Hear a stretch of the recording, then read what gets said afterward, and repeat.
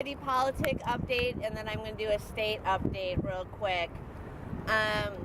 So we know our city is just full of craziness with the developers coming in, and our loss of progressive supervisors in this building over here is pretty tragic.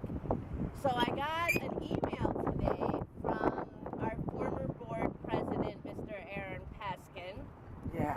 And, you know, Aaron was our Board of Supervisors president, I think 3 terms consecutively. And he's a bit older. He's probably more the age of my step-parents than of myself. But because of the tragedy of what's going on in our city, he has announced today that he is going to run for the board. He's going to run for his old seat for Mr. Aaron Peskin. Oh, somebody's got to help us. And he's going to run for his old seat that he had before he was the board president, which is District 3. And he's running on a platform for tenants, for poor people in the city, to stop the closure of nonprofits. So we are the luckiest, not quite legally nonprofit organization. We're a non-statutory collective, and you guys know we've been at our space for 8 years.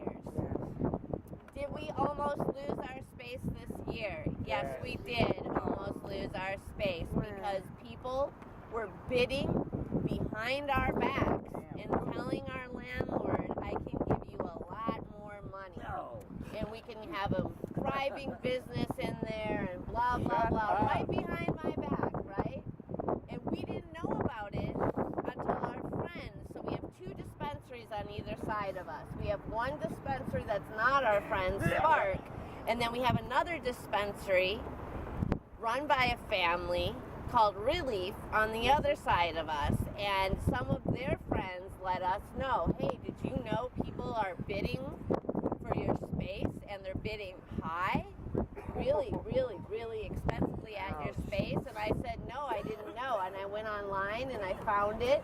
It was hard to find, but I have a few friends in real estate, and they went on their computers and they looked everywhere and they said, oh my God, Shona, it's true.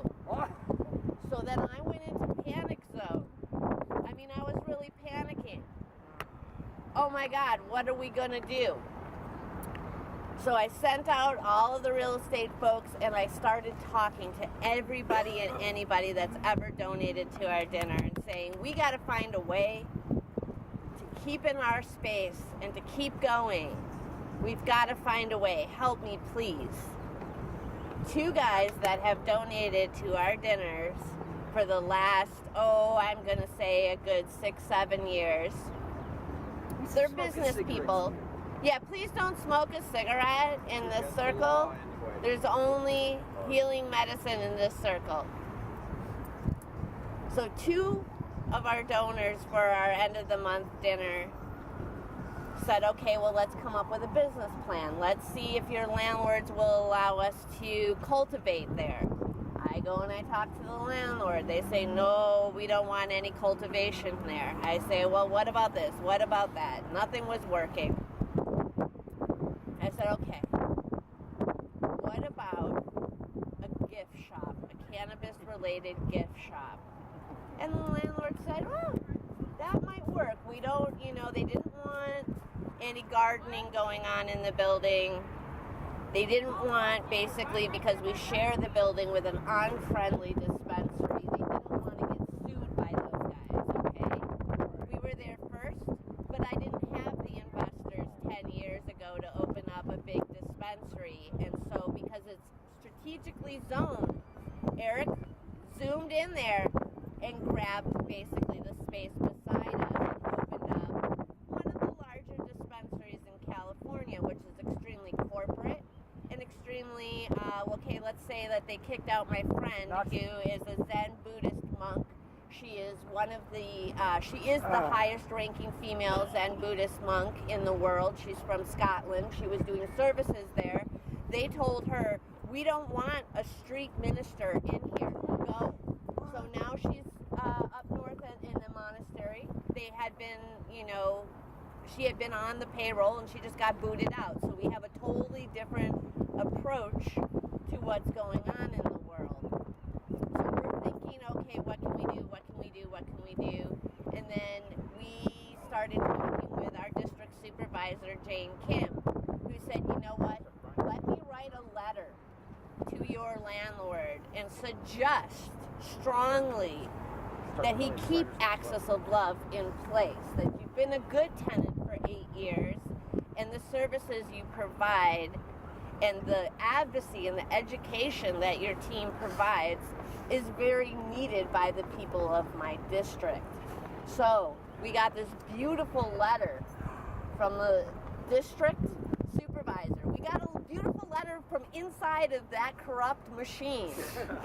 Believe it or not, it came out and gave us a really nice letter. And then the landlord's son gives me a call the very next day. He says, so I see you're interested in a lease for the space. And I said, why, yes I am.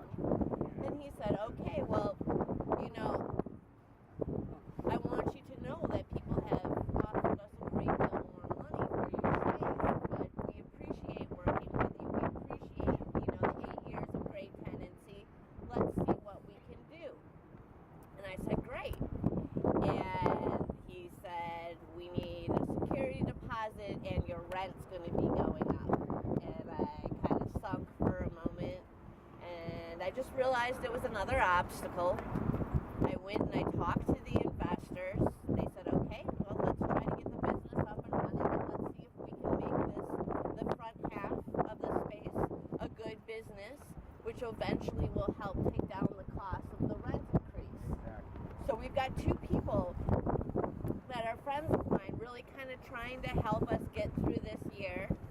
The reason why we're not meeting in the space right now is simply because it's under construction. It's not good for people to be in the space because there's so much dust flying around. I mean, the few people that I've let in to kind of help me arrange the office and etc., like, ooh, wow. And I'm like, yeah, I know it's going to take a moment for us to reopen. But the important thing is that we're going to have the 2 back offices. We're still going to have the healing room. We're going to have our patient advocacy room. We're going to be closed on Sundays so that we can do bingo and open mic and all the things that we enjoy. So the beautiful thing about this all is that we somehow, as a nonprofit, are surviving. But we need to get behind Aaron Peskin and Supervisor Jane Kim to help all of the other people that are getting thrown, all the other agencies that are service related, that are human care related, that are community related, that are losing their spaces this year. It's over 20 agencies that are being pushed out by the tech companies and etc. Somehow we are so lucky we survived. But that means that we have to help all the other agencies, and one of the ways we're going to help them is making sure that we get Aaron Peskin back into this building so he can get this building back into order. We need to have him run for mayor. I agree with you. Ed Lee's got to go. Ed Lee has got to go. Yep, both of them. We've got a lot of conservatives in there. They don't even argue with each other I don't know why they at call board meetings. They just all vote together. How are they don't discuss anything anymore. They just go boom. So on the state level, tonight at 8 o'clock, I'm going to be talking. I have a policy group meeting, and we're getting ready to enter our progressive ballot for the voters of San Francisco. I'll be on Denise's show on Thursday talking about it. Hopefully we'll take Miri and Yehuda down to the TV station to see what we do down there. It'll be fun.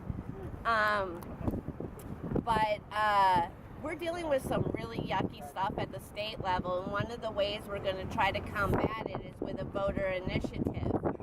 And I know everybody remembers in 2014, we came on television, we said we have this great ballot, And basically we got pushed out of the water by the pharmaceutical/cannabis lobbyists who,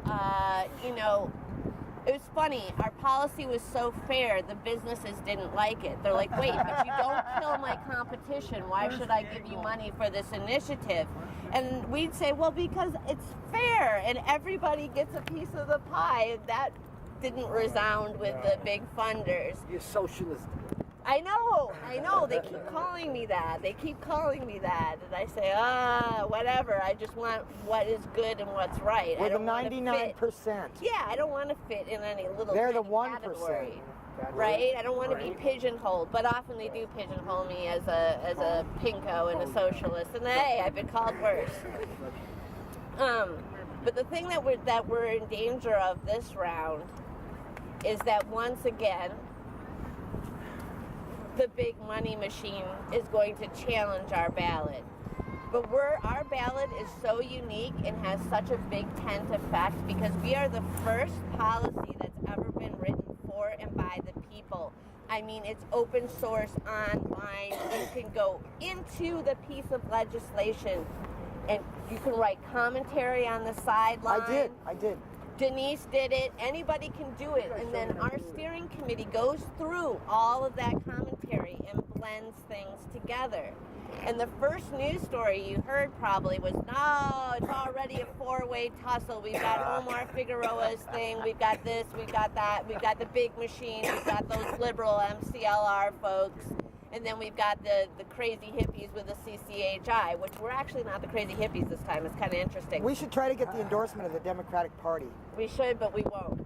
Because the big machine we have to go up against. But the good thing is that Omar Figueroa, who is one of the top attorneys in this state, he did Ed Rosenthal, he did a lot of the top cannabis cases that you see. And he is also one of the pro bono attorneys for Access of Love.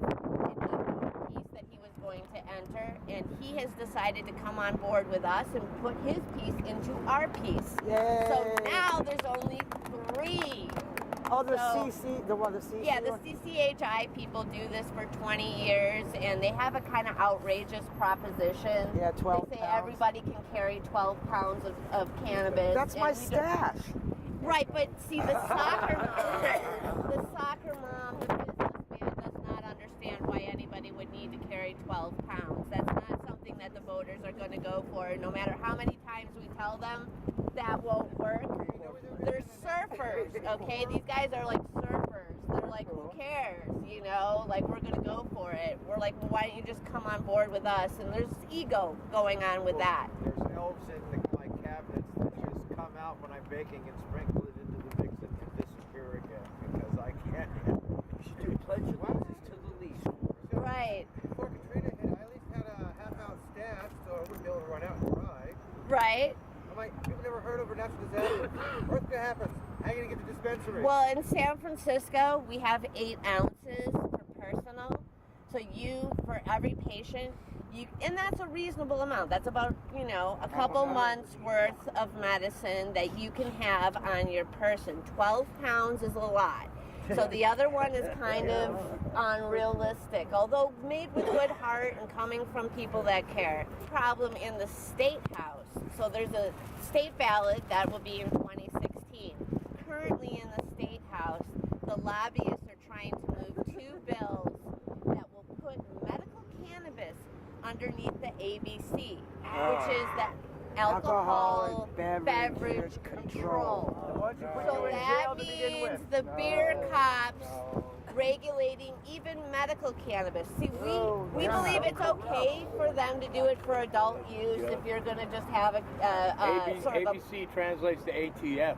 Exactly, and there's a lot of problems with it. Gladiator games.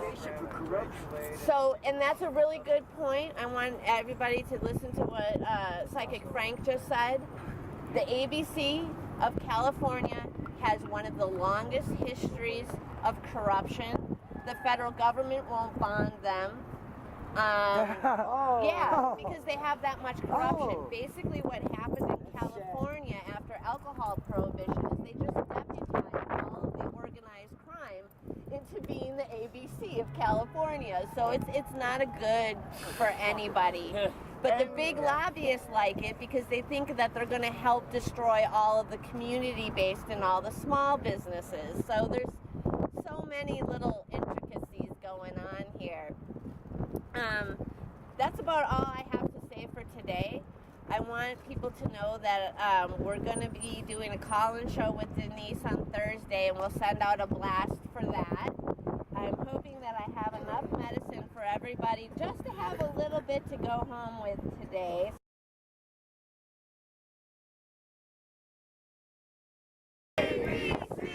Again.